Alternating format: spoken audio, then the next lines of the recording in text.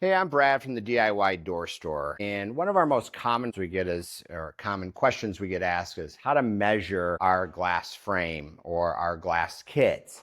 And getting the correct size can be a little bit tricky sometimes, so let me take you through how that works.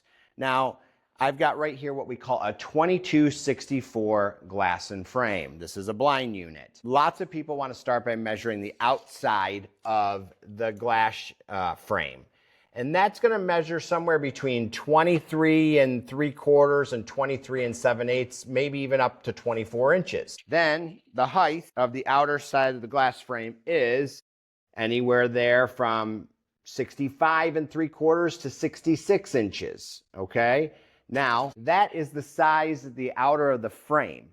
The actual size of the glass, which is a lot of times how you'll see these sold, is by glass size, because this is what we call a 2264 glass unit.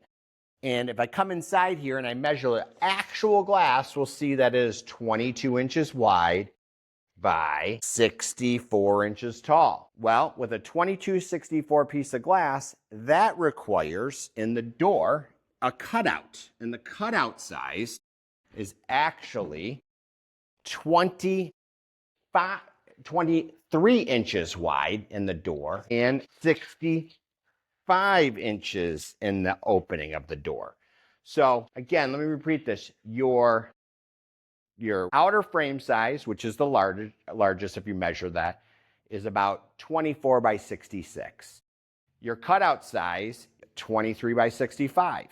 And your actual glass size is 22 by 64. So on the website where it can get a little tricky is we also make the same glass height, but in a narrower width.